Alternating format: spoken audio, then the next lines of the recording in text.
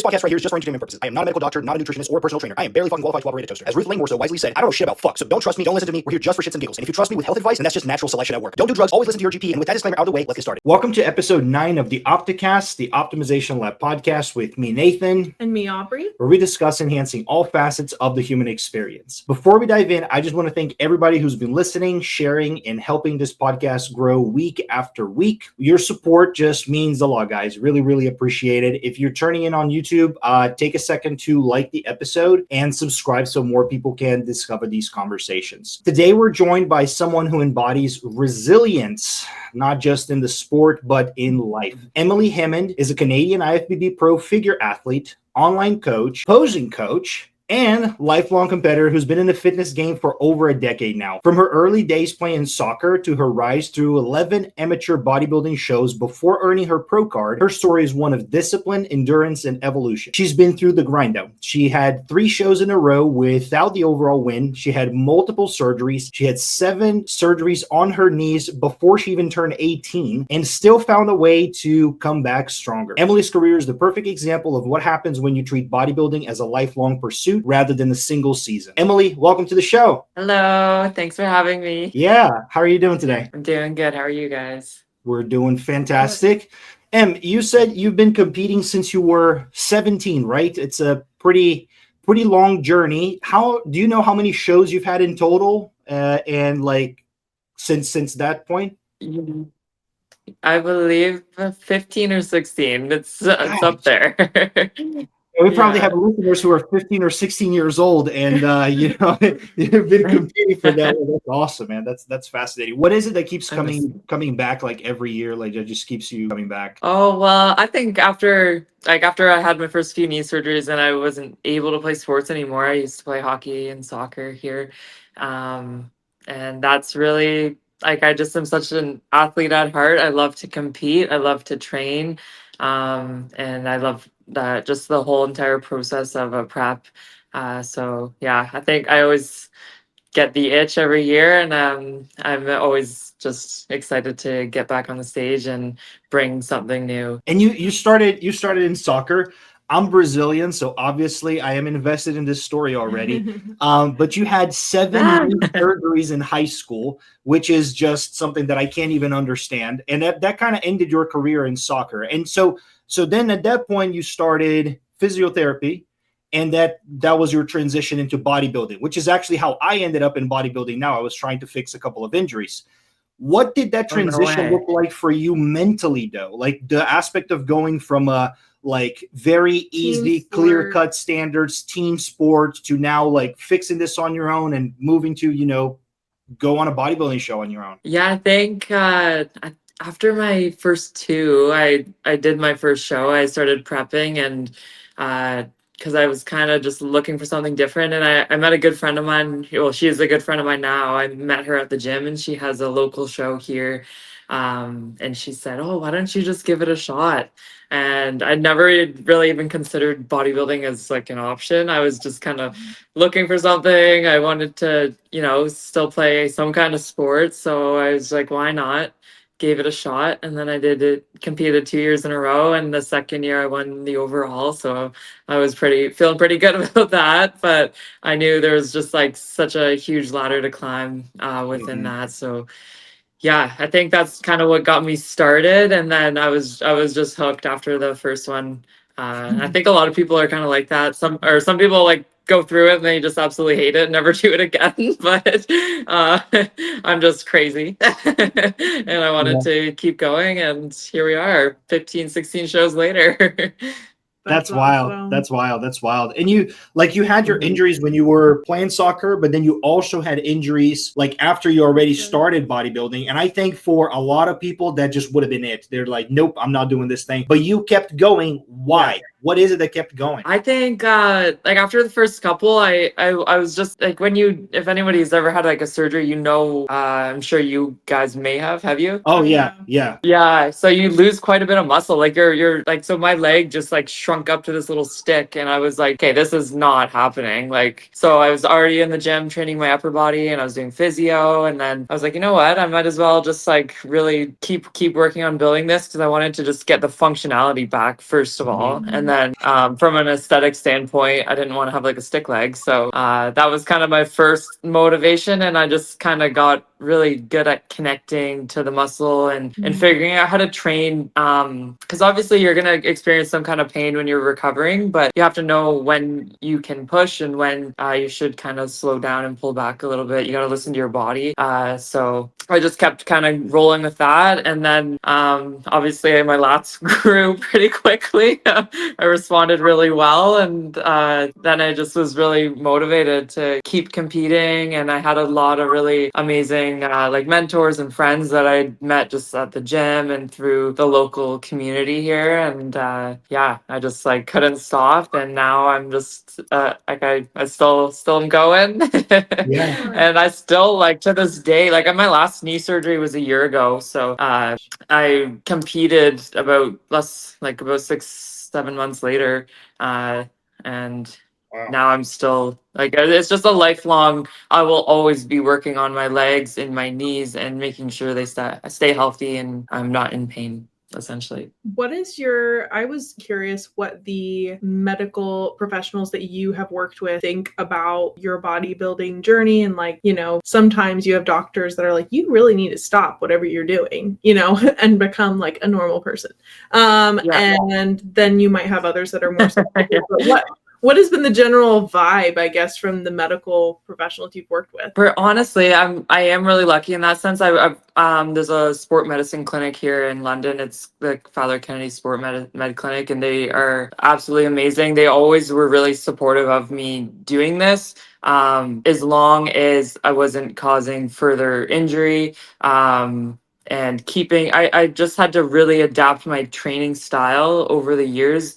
I used to love training really heavy, and I after like about a couple of years in kind of on the bodybuilding journey, I was struggling with a lot of like pain, so we started trying different like hyaluronic acid injections, and I never had cortisone or anything like that.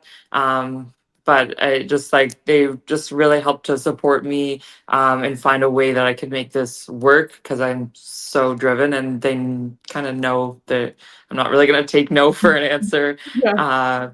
The only kind of negative side I really saw was like my front, kind of from like, not to start pointing fingers, like my family doctor. She was always trying to like put me on like pain meds and stuff like that, and I just avoided it as much as possible. Like obviously right away post-op you need to, but that wasn't something I was going to start using every day or anything. Like it'd probably cause a lot more harm than good. So Yeah. I just decided to try to find my own approaches, natural approaches that I could support it and avoid using that essentially. Interesting. Yeah. I had surgery. I had gyno removed like 4 months ago, 5 or 6 months ago, something like that. I don't remember, but I had a bunch of complications and just so much pain. And the doctors put me on codeine. And let me tell you, that was the worst experience of my life. That shit sucked. It was awful.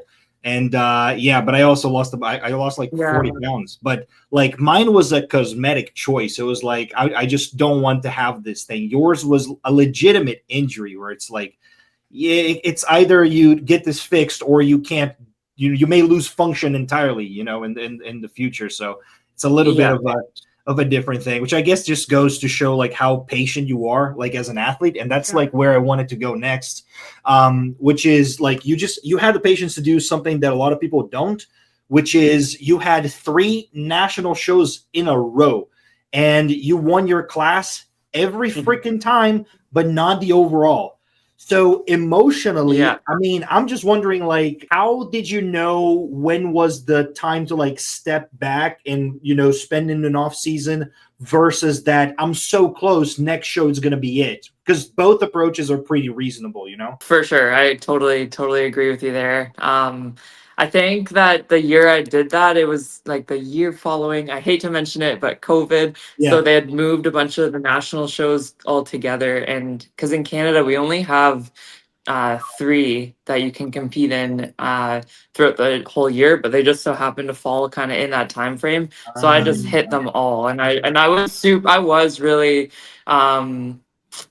like I kind of got like it lit the fire in me. Like I was kind of mad. Like Yeah. I was like, Yeah. okay, like you're right, yeah, okay, I'm gonna keep going. You're gonna see me again. Yeah. So I always took, you know, you got to get the feedback and figure out what you need to adjust and change. But I was progressively getting better every single show, and that doesn't always happen. Usually, sometimes by the end of your, you know, circuit, you kind of start losing it a little bit or looking a little tired, run down. But I just kept getting better, so I was fired up, and I took a little off season, and that was at the last show I did was November or December, and it was in Vancouver. And then pretty very short off season, and then I did Toronto in June, Toronto Pro, and they have a pro qualifier. So I did that show, and that was the win for me. So I was like, finally. Yeah. Yeah. So you mentioned like you were pretty fired up, and I guess like it's probably like the main like emotional driver of it. But there's like, was there a point in which you found that like, okay, I actually need to rely on, you know, discipline or something, or was it one of those times of like, I'm eating every meal and I'm thinking about this thing because it's gonna happen. Like every training session, I know what's coming. Was it like that, or like what was it like? Yeah, I think I was just like so locked in. I just was like I was gunning for it. There was no getting in my way. Yeah. Obviously I came home and it was like Christmas right away. So I like, you know, had a little fun, friends, family, got to do all the things, and then Yeah. started fresh, and yeah, I was just like ready to go, and I was just in a really good spot overall with everything. And I find that's also really important in prep. Like if you're not, you know, if there's even just like physically, mentally, financially, yeah, and your support, like those kind of all those variables need to line up. And if they don't, you're not really in for it. So I was just really lucky at that time that it just the stars aligned for me. Yeah. That's how it felt. Yeah. Now I'm wondering, the coach in me has like wheels turning, right? So when you say like, okay, doing 3 shows, so I'm like let's say that your prep was like 16 weeks and there was like 4 weeks in between every show. That's like over half a year, just in this like prep mode. So hormones not looking very good, like food and like exhaustion, cortisol, fatigue, like periods of like just the stringing of the 3 shows was like the amount of time that you spend with low estrogen, like really like the amounts of days that you have compounded of depleted if you did anything with water or something like that. I'm just wondering, because we've talked to other people who've had that issue before of just like adding too many shows or postponing shows. It just turns your time of exposure to performance enhancers for so long that things start going sideways at some point.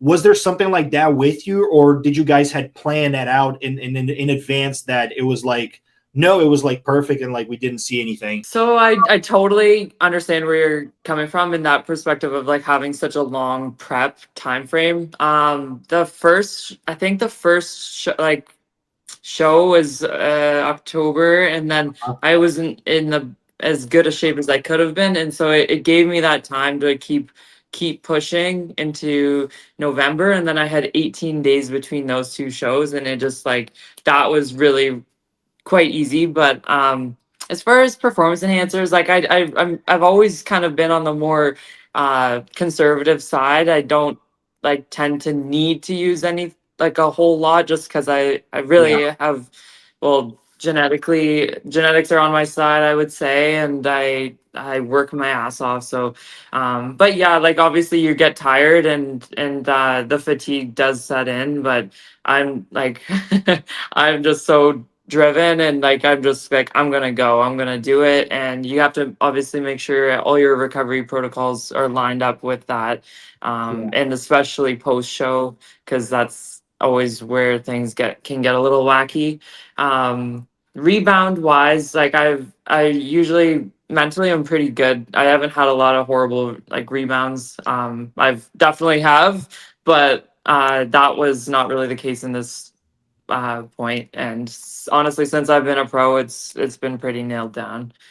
Is that because you changed something that you were doing, or is it just more of a mindset thing? I think like it is kind of a lot of things, but I've always like I know a lot of athletes especially like not just females, males too, but can have issues with food and their relationship with food. And I've luckily, like I'm so blessed, I've never had that kind of issue. I eat to fuel, and I want to see the change, and like what you put in is what you're gonna get out, and it directly reflects your physique. So that's just always been top of my mind since I started bodybuilding. I didn't used to always eat like this. Uh, and I think just being more careful, and since I've had my knee surgeries, like that, like health is kind of always a priority to me, whereas some people and some coaches don't care, and they will just push you to the bitter end until you want to quit, or you do end up with repercussions. Yeah, no, that makes sense. You're a very blessed person. You don't have problems with food, and you respond very well to low doses, and you get injured, but you bounce back from it. It's like, God damn, she's got like the whole fucking package going for her. It's, Now it is this. I think there's still one left. There's still one left because I people agree. struggle a lot with like just the like body fat gain, right? So you did an off season. It was a proper long ass off season, and a lot of people they just don't want to go through the whole thing, especially if they've put on like a lot of fat in the beginning just to get their health markers back in place, and then they have to spend like a year looking like this. They're like, no, I'd rather spend 4 months and get back to another show. But how much growth can you really do? So did you struggle with just the fact that you had to gain body fat or no? Yeah, I definitely. It's always an issue. Like I think you like what you see isn't the same body that you see in prep, but over the years, like I think I used to get more upset, and I didn't, want to like post, or like I'd be covered up in the gym and that kind of thing. But I think it just like you really just need to find the appreciation for your body and what it can Yes. do in that time, and know that it's just for a season. uh it's like, again, easier said than done. Like you can just play that trick all day, but sometimes when you look in the mirror, you're like, I don't like the way that looks. So um and now I think along the way I've learned that you don't need to put on a ton of body fat to gain muscle. Like you don't want to walk around super lean, shredded, like, but I do find, like, I use certain markers, like, okay, can see kind of the delts a little bit, maybe like some lines, and you just kind of use your own body and your perspective of what that kind of looks like for you, versus like having like the old school dirty bulk, and you're eating Yeah. crap food and just packing negative weight on. I have done, like, I won't say I'm perfect. I've had some bad rebounds in the past, and I think it just makes it that much harder to take it off come prep. So like Yes. finding kind of that window that works for you. Like right now I'm probably 10 to 12 pounds up, maybe a little bit more, and from my stage weight, and I think that's kind of a healthy weight. I feel good, my energy's good, like we're in kind of a groove, we're growing, but I don't feel like a huge, I don't feel like, yeah. I'll stop there. He's self-censurated. No, that's awesome. I really appreciate that answer. So if you touched a Yeah. little bit on this before when you were talking about like how some coaches would just like run you through the ground, and they do that with like all different facets. And if you're open to talk about this, I'm very curious because it can help a Mhm. bunch of other people, especially other women in the sport.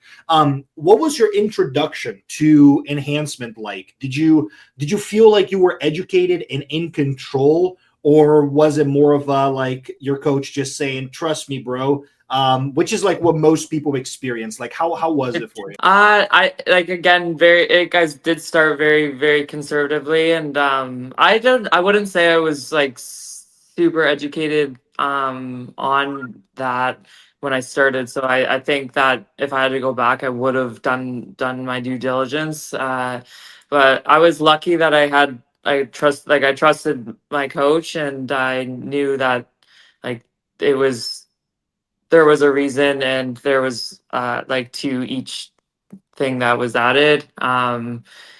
But yeah, I think obviously the more aware you are, the better. And I think a lot of girls in particular I've seen and heard that are just using the most outrageous things that it's probably not even benefiting them to a certain point. And yeah, I won't say that I've never done something that I regretted, but yeah, you learn, and hopefully it's not too late once you do. And I think that obviously doing things like getting your blood work done, doing your research, are really, really great things. And like, again, I always circle back to this, but you got to circle back to your why. And it's like I never really wanted to push it that far that I lose certain things, like for as a female. Obviously there's some really dangerous things that can happen, so I think just being really careful and keeping it on the lower side, is the safer side, is better, because there's no going back. Yeah, no, it's like guys needs to take care because the side effects could kill them, but at the same time, if it doesn't kill them, it goes back.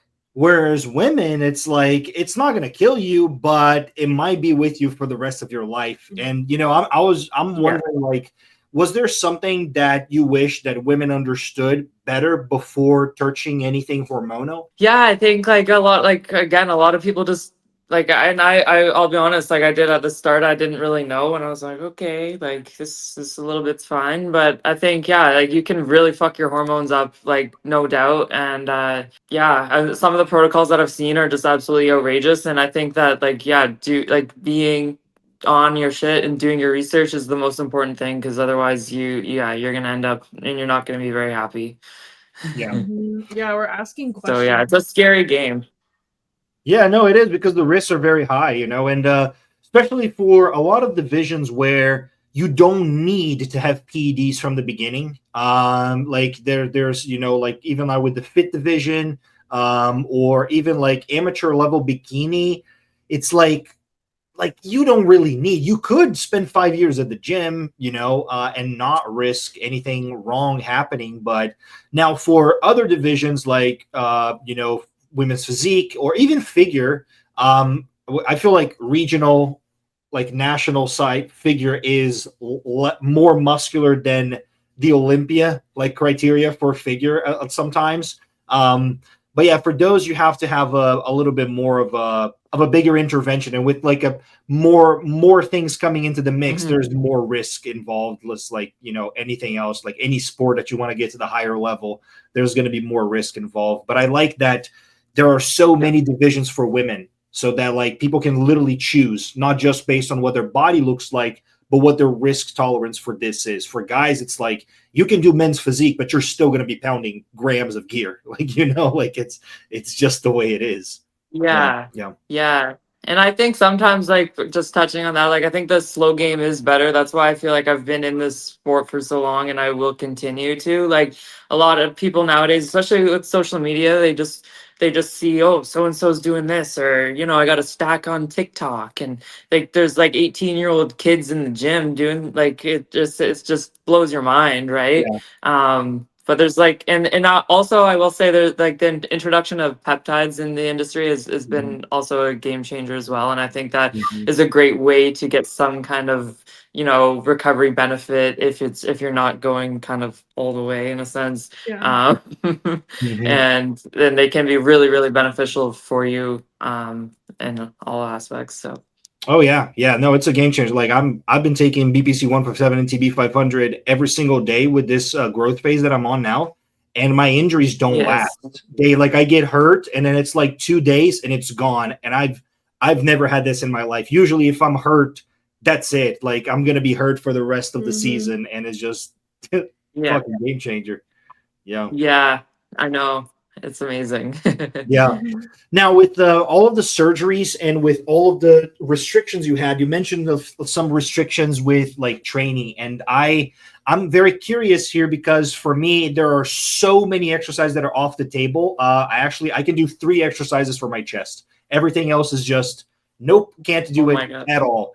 Like, are there any exercises that are off the table for you? Yeah, so I like the most recent discussion with my surgeon, he did tell me like I really need to back off the weights or you're gonna it's not gonna be good. So that's kind of been my first adjustment was, okay, like we got to back it off, keep the load down a little bit. But so at first I was like, oh, I don't know if I can like grow doing like 12 to 15 plus reps, but like you really can. Like you have to just find different ways, like drop sets or what's it called? Oh my gosh, like rest I'm pauses, blanking. But myo just like, sets. Yeah. yes, rest pause, yes.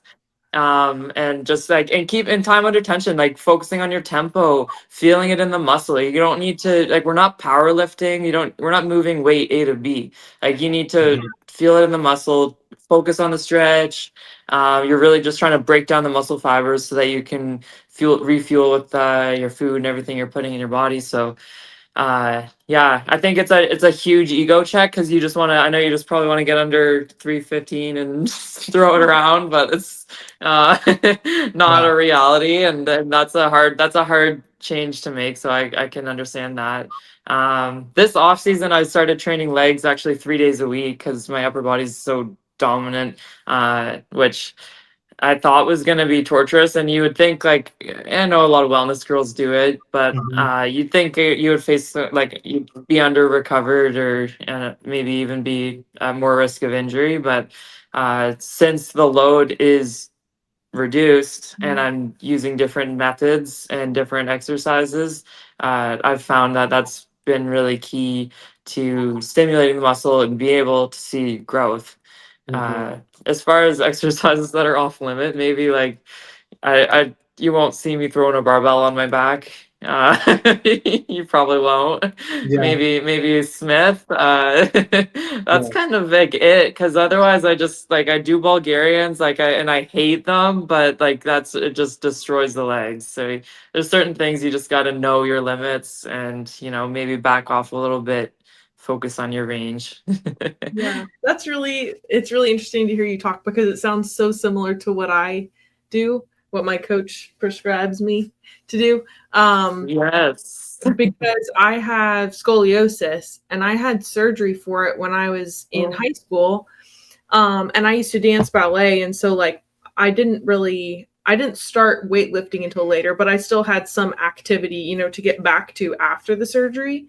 But there, I still have limitations because of that, flexibility limitations. And then the rods don't go all the way down. So my lower back is still, it's basically where all of the pressure goes, if pressure is going to go anywhere, because everything else is together.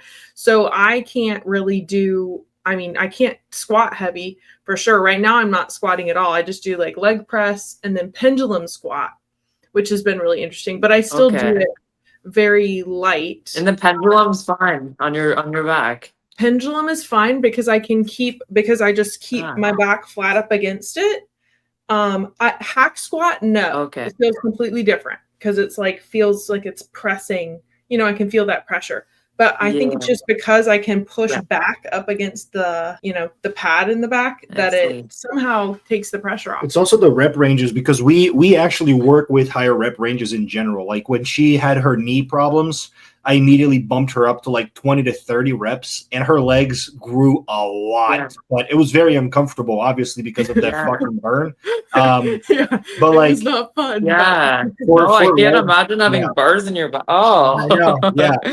But for legs, we're generally doing like 12 to 16 reps for most things in general. So that's cool to hear somebody. Right. I don't know. Everyone's like 8 to 10. Yeah, but that's like you're isolating a little bit more, and then you can. Yeah. But I like to train legs heavy. I always let the last set of my day to be a heaviest set of just doing like 5 reps or something. Until you get injured. Until I get injured. But my legs are the only place that aren't injured. So. That's true. His legs are. And my legs are like your lats. Yeah, my legs are like your lats. Like everything I'm doing like 12 to 20 sets per body part. For my quads, I do 4 sets, and they just blow up. Yeah. I'm like, what? Yeah. Okay. I love it. So, what I wanted to ask next was, because you've mentioned that like having to either swap rep ranges or just get into like my muscle connection and everything, and I had to actually get very creative. For me the issue was my clavicle has been dislocated, so since it was never put back into place, just the mechanics of my shoulder and my scapula changes entirely, so I can't do even the same movement the same way in both sides. So you just have to be very, very like literally creative. And that was what I saw as like one of the pros of being injured, almost like a gift of the fact that like, no, I get to connect with my muscles in a way that I don't know a lot of people who can. I mean, I'm posing and I can activate the fuck out of my muscles. I don't need to have a weight in my hands and stuff. Have you found that to be helpful with posing? Yes, no, absolutely. You can, yeah, like as soon as like I find that's like the one thing a lot of people miss is like they don't actually know how to connect to their body and to activate things. Like if you were to pose and you're like, okay, hit your rear delt, then you're like, boom, done. So the average person doesn't know how to do that or how to feel things. So they're just like doing this and it's there's nothing going on. So yeah, I think like it's really like imperative to kind of take it back, even if you don't have an injury. Like it's great to just like take yourself back, like okay, take like ego check, let's get the bands out, and you can like really, really start to feel things, or maybe not bands, but you know what I mean. Just lighten the load, and you'll find the connection, and I totally agree. So, like, I think that the most challenging side of bodybuilding for me, and what separates like a good bodybuilder from a great bodybuilder, is the mental side of things. So, just on the fact that like when you're home, there's no one that's gonna slap an extra rice cake off your hand. Like, no one is gonna do that. Like, we're on one of the few sports where everything that you do 24/7 directly impacts what you're gonna look like 18 months down the road, which is insane when you think about it, because every sport is just planning on the matter of the next few days or weeks. What is it that keeps you disciplined when no one's watching? Wow, that's a good question. I think like just like I'm not, I won't say I'm like perfect by any means, but I think I truly have always eat like I stick to whole foods. I like to stick to whole foods. I like the way I feel. If I eat something kind of not so good, I'm gonna be bloated, feel crappy. So I think it's just more of like wanting to feel good, and obviously stick to kind of the goal. But I mean, I like yesterday I had family dinner and I had a glass of wine with my mom. Like, you gotta, in the off season is your time that you can find some balance and not be a crazy robot. Uh, but to on your 80-90%, you got to be on those meals, because if you're not, you're not gonna look any different when next time you go on the stage, if that's your goal.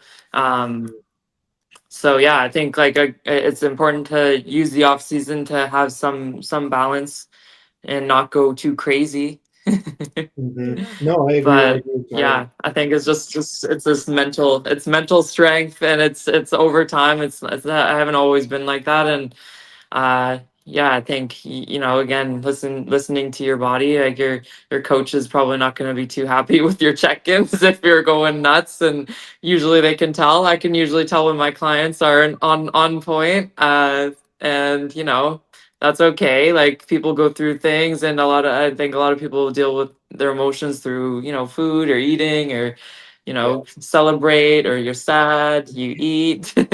So yeah, we're all human.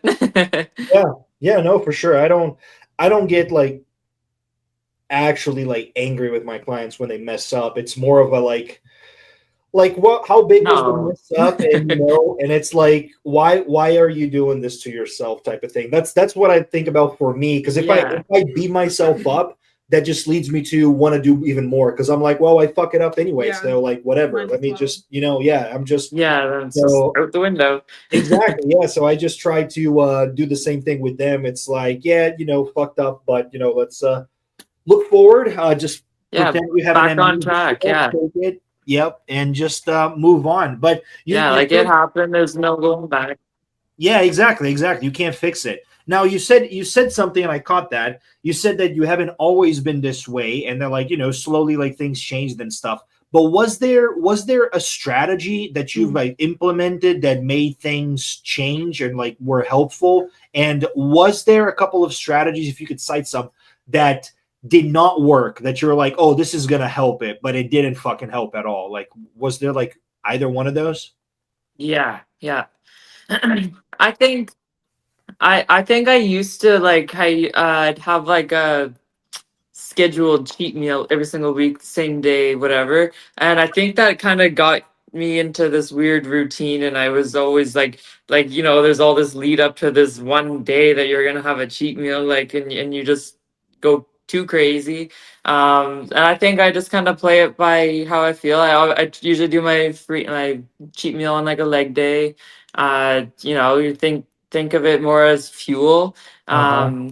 I think in the past I used to like I always have like a set meal plan, and I find that works best for me. I have high days on my leg days, and I find the high days like I am totally satisfied. I'm not even like I'm not hungry. I'm not craving. Even in the off season, I'm like I don't care. You could put a cookie in front of me, and I love cookies, and like just be like okay, Yeah. yeah. I've had whatever. I've had a big bowl of cream of rice with some honey, and I'm good. I'm feeling good. And yeah, sometimes in the past, I think macros, like in doing like that tracking, I don't love to track. I just eat what I should eat. And tracking, I find, gives you that weird room where you're like, I could have a chocolate bar in there. It fits. Yeah, Like, yeah, no. yeah. So you have your coach giving you like, here are your Yeah. meals?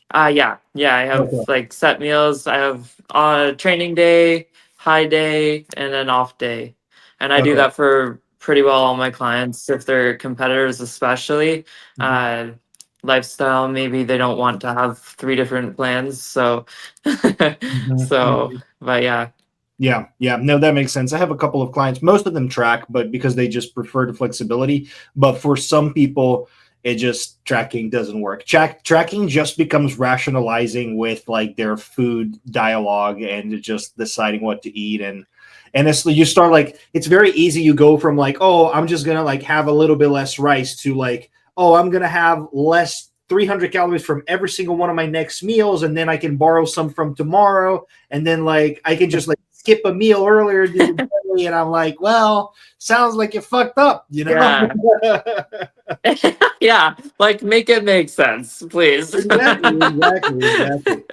Yeah, I think bodybuilding is really good at exposing like where your weaknesses are because everything gets tested. Like mentally, your stress, how you handle pressure, whether you have any impulses or like just vices. Like it's gonna expose it all. Your weaknesses, like injuries, which body part hasn't been working very well. Like you go through a full round of all of your poses, and it's like, oh, you can keep hiding your shots on Instagram, but you can't really hide them in front of the judges. And like, even if you learn to hide them, judges know where to Yeah. look for, in your posing routine and everything. So it's just, yeah, very, very tough. But what you just mentioned something about like, oh no, my coach does my food. So your coach like basically like tracks everything and like gives you the diet, which is fucking perfect. And you also coached other people, so you've lived through like both. You're an athlete and you've coached people. What do you think is the hardest part about trying to help people who haven't yet learned how to be accountable to themselves? So I think, yeah, that can be a bit tricky to navigate sometimes because I think it's a huge learning curve. But I think the most important thing is meeting people kind of where they are, and it obviously like I provide very customized service. I get to know my clients a little bit through the process, and I ask them right off the bat though, what is your weaknesses? What are your barriers? What's the kind of stuff that is in your way when it comes to being consistent with your meals or your training, or what is it? And then helping them to figure out ways or strategies that they can avoid. Like I had a guy the other day is telling me, well, I can't get all this food in, and like, oh, it's like I'm eating all the time. I'm like, well, all right, let's like maybe you got like 6 meals. Let's cut it to four, and let's make them a little bit bigger, and let's get a shake or two in there. Like you have to be flexible, to them as well to help them learn, especially like, well, that's kind of more of a lifestyle thing, but for especially for competition prep. And you have to be honest with people, and you know, if somebody's coming to you and they're like, I just want to do a show now, I've done that with a very few people and it's been successful, but typically it's like, okay, we need to build and then before we start your prep, because like you need to have a proper starting point to be able to pull from as far as food, and to actually, you know, build some tissue if it's needed, and usually is. So yeah, I try to just be as supportive as I can. And you know, if you kind of know someone's fucking up, like they're gonna learn. And that's like, I'm not your mom or dad, and I'm not gonna hold your hand and you know, tell you that's bad and don't do that. Like you're gonna learn, essentially. Yeah. I don't know if that's very nice, but Yeah. No. Oh, I was just gonna ask if the way that you talk to your clients is similar to how you kind of self-coach, because you talked a lot about your mental game and just your motivation and how that has really driven you. And do you use the same strategies of how you would talk to yourself? Is that how you talk to your client? Yeah, I would say pretty much. Like my lifestyle clients, I give a lot more leniency to, and like I said, I really try to adapt to what they, or help them adapt to what I want them to do. But if something's not working, or you're not gonna make someone change who doesn't want to change, uh, whatever that is. So yeah, I try to just be accommodating. I'm pretty hard on myself, I would say. I'm pretty no bullshit, and like, yeah, if I screw up though, like I do give myself some grace, and like, you know, it's very very limited time, but I think, you know, it's like it's important to recognize that not everyone is gonna be 100% all of the time, and that's okay, right? Yeah. Yeah. Um, one thing that you mentioned on another interview was your support system, and this one I find to be very interesting, and not a lot of people talk about. I think it's very underrated. What does your support system look like right now? How important are the people around you that are like in terms of like keeping you balanced through all of the ups and downs of prep, and also keeping you focused through long term, like an off season or something like that? Yeah, so I would say like I have a very close relationship with my family. It's recently this year we have lost one very close to me, so that was a hard one to take. That was during my prep for Toronto. So yeah, but I'm very close with my family. I have a lot of my longest standing friends are actually not into bodybuilding at all, so they're actually like key to keeping me sane and checked in. And some of them, they know like, okay, leave her alone, or like she needs us. Yeah, and then there's always those you know, we got some, like I have friends in the gym. I train at quite a few different gyms here, so I don't always see the same faces, but everyone's always pretty positive, and I am likewise to them as well, especially during prep. So, and even just on Instagram and yeah, social media, like you know, I've met you guys, and I've met some really cool people, and there's always like just you gotta keep those good people in your circle, and the shitty ones gotta go. Yeah, yeah, absolutely, absolutely. Yeah, it's a very underrated factor, and I find like it's crazy the amount of people that have like in their inner circle just people who don't support their goals and their dreams and stuff like that. And it's like, how the fuck do you do it, man? Like, Yeah. I can barely keep up with Yeah. the voices in my head telling me to quit. Like, I can't have people Yeah. around me telling me Yeah. that shit, you know? Yeah. Yeah. No, exactly. And especially because it's such an individual sport. Like you're Mhm. doing this alone. You're going into the gym every single day, sometimes 2, 3 times a day, whatever, alone. And if you don't have those people that are like there for you or have your back, even if they're not there cheerleading you on and all that, like, you know that they're there and they're solid. Yep. That's you need to have that. Otherwise, Yep. like I don't know that I could go through a prep. Yeah, yeah. Yeah. No, I can see that. I can see that. Now, have you ever self-coached entirely, like put you on a show and like just entirely on your own? Not for a show. I've done it in the off season, but Okay. I've never prepped for a show just on my own. For the off season, like, do you have any like lessons that like compared to like coaching yourself versus getting someone to coach you? Like, it sounds like you wouldn't go back to self coached. So I'm curious, as like, tell me more. I wouldn't. I don't mind it. Honestly, I kind of prefer Oh, it okay. in the off season, but Okay. I think it's better obviously to have the structure. And you can just maximize your results so much more. Like if you Mhm. have someone telling you and giving you the plan, right? Yeah. Plus it's a huge opportunity to learn from somebody else and implement different strategies that you might not even know about, but your coach does. Mhm. So I think, yeah, I think it's always important just to be humble enough to always be open to learning and not think that you know everything or you got it under control. I think for prep though, I just find it would be a little bit difficult because I think the goggles go on at a certain point and you don't Uh-huh. see, you think, oh, I'm not lean enough and this and that, or I need to do more cardio, or maybe I need a high day or a cheat meal, but you don't like, Mhm. so I think that I just always wanted to have like that second, that eye to tell me, do this. And you kind of get to a point too where you start to lose it. So just take that Mhm. off the table. Yeah.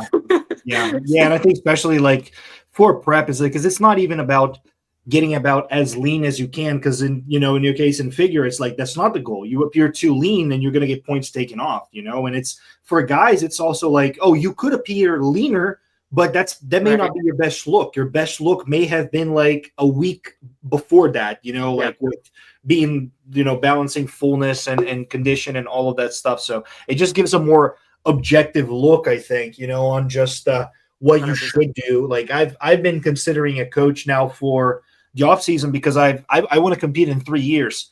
And in my mind, like my brain tells me that's a lot of time. In reality, when I put all those weeks on paper, I know it really is not a lot of time. Like I have no fucking time to waste at all.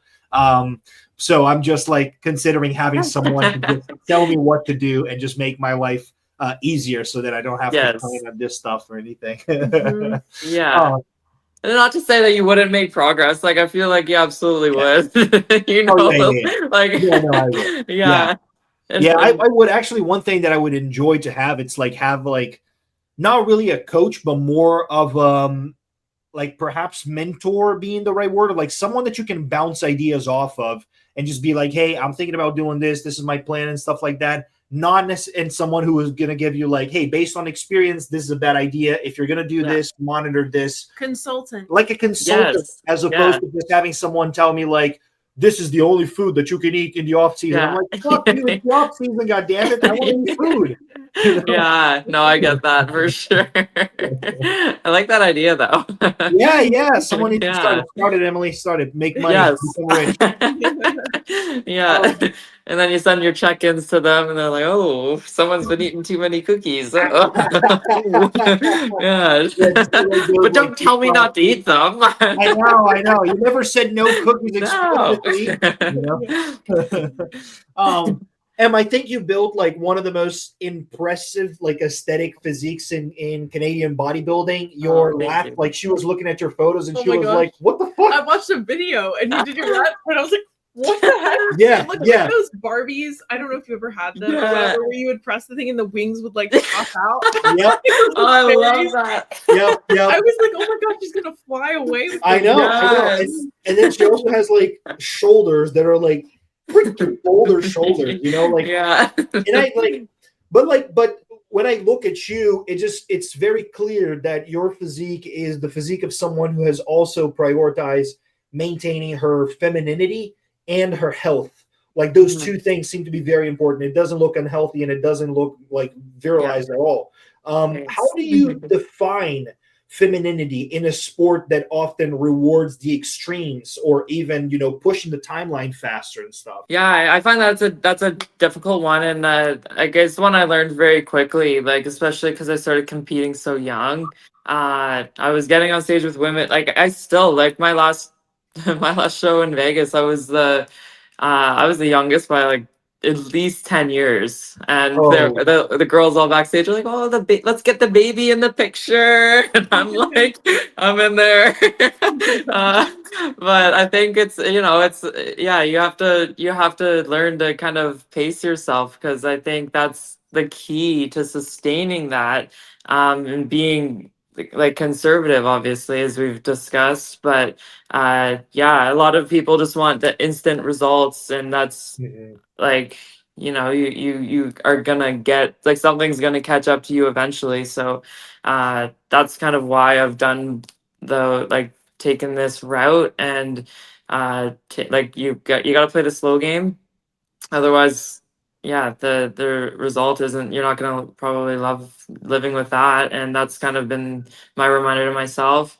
And I will say, in the off season, I really don't use anything like, aside from peptides. And I think that's also part of why I'm not like some people, male or female, just run year round, and Mhm. or they just do the blast thing, coast or whatever. I don't know. I don't mess with that. Like, Yeah. just to be honest. So Yeah, no, that's a strategy. I mean, I saw Dom, with Amanda, like his strategy with her. It was just like, man, oh yeah, that makes sense. That like once you have a level of muscularity, you don't really need to build up that much more. So you can just use PEDs to hold that into yeah, the prep, into the show, and then you can leverage peptides throughout the entirety of the fucking year. I mean, even before we had peptides out in the public, like J3U, and I mean David Black, Daniel Black. I forgot which first name it is, but it starts with the D.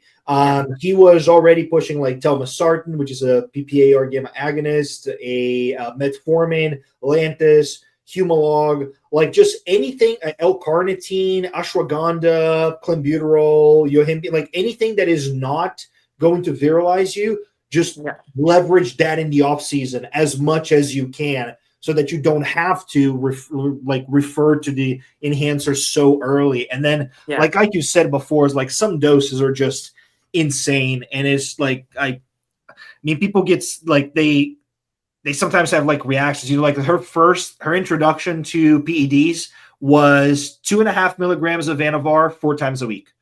Like that was it, okay, which is okay, like, that's pretty reasonable. That's pretty low, as a matter of fact. Like it's not something high, but she had great results. And then after that, so instead of going to 10 milligrams, we went up to 16 milligrams total for the whole mhm, week. yeah, And now we found like that to be a good amount of total amount per week, 16 milligrams and work hard as and shit. work hard as shit, train yes, hard as shit. Yeah, yeah, exactly, yeah. And that's what I feel yes, like a lot of the whole trend with women taking PEDs on TikTok is that like you need to use a dose that's so high because you don't work hard enough. Like that's why. If you yeah, fucking put in the work, you wouldn't have to turn into a man to be able to look this no. way. Yeah, yeah, exactly. Exactly.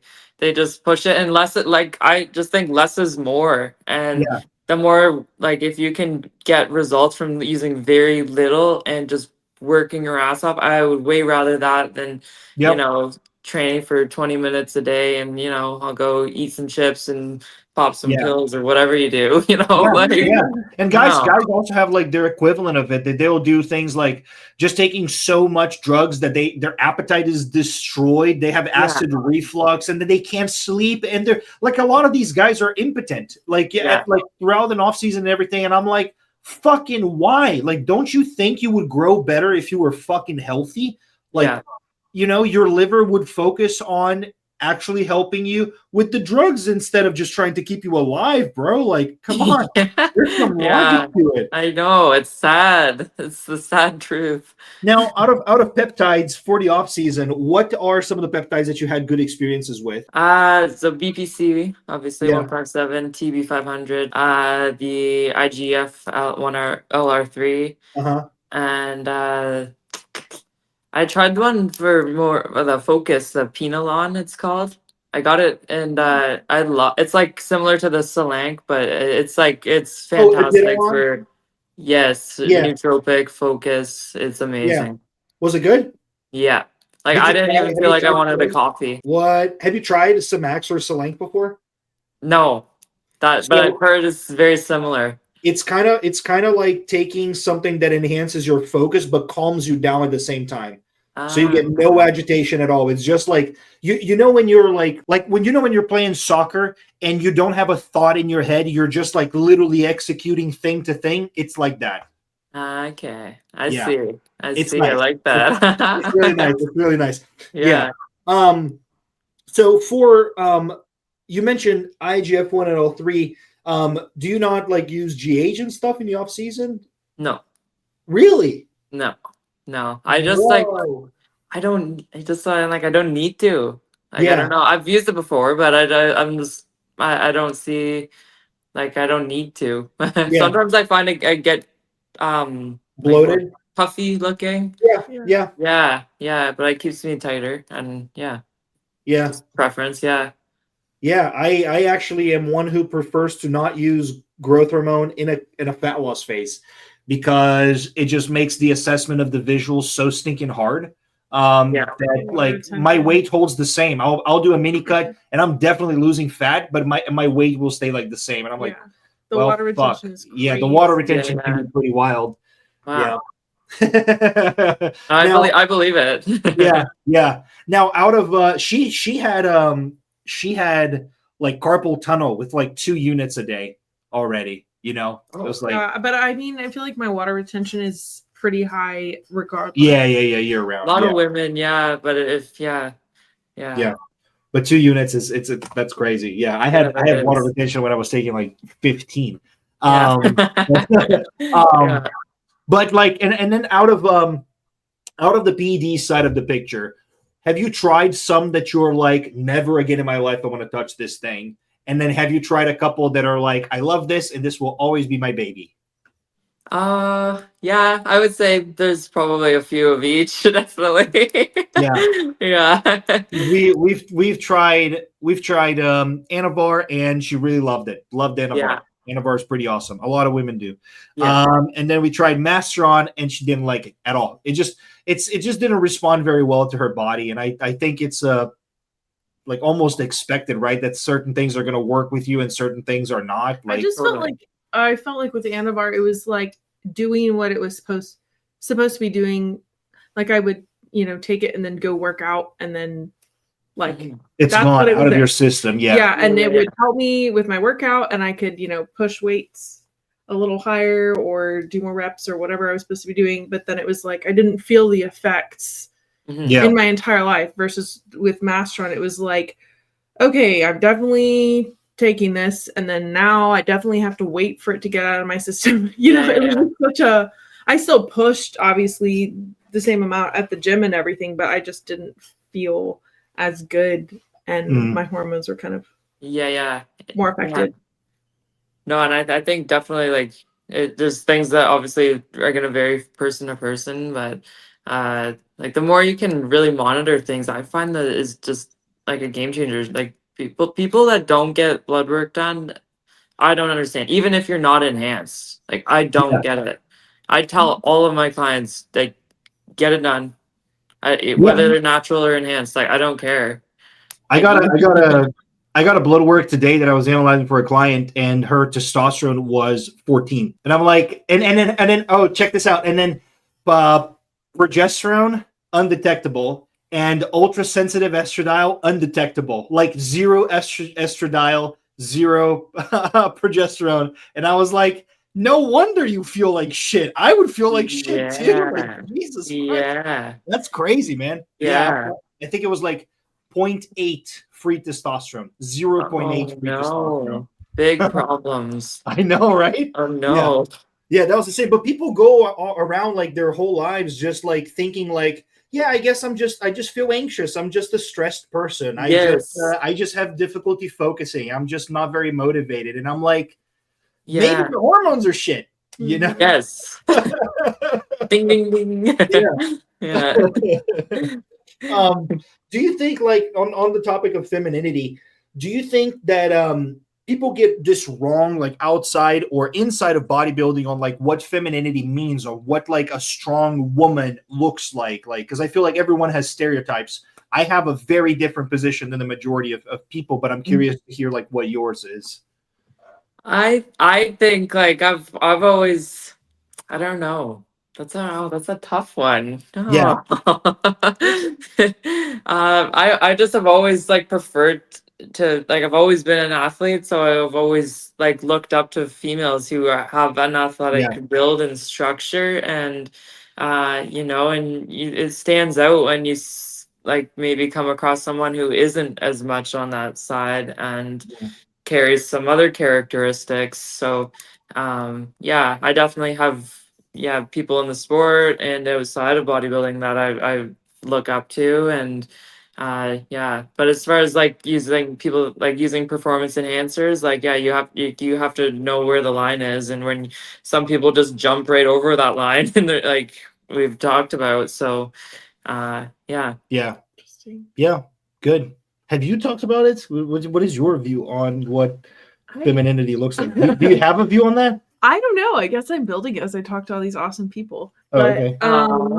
no, it's really cool. But I think I see it as people that I guess embody what they, I don't know, actually. Yeah, like I think like all like In this context, I think of it people that like are self-realized. They like women that want to be strong and so they become strong, Yes. or something like that. But I think that one of the, I guess, most beautiful things that I see is whenever women come alongside other women. I think that that's awesome because it can be so Yes. territorial, and then you have all of this, it's competition and all of this stuff. But it's like when you can be confident enough in the way that you look and you have your own goals and you just keep pushing your own standards. Yes, you're competing against other people, but I feel like in this game you really are kind of competing against yourself from last year. Like Exactly. a lot of Yes. competition.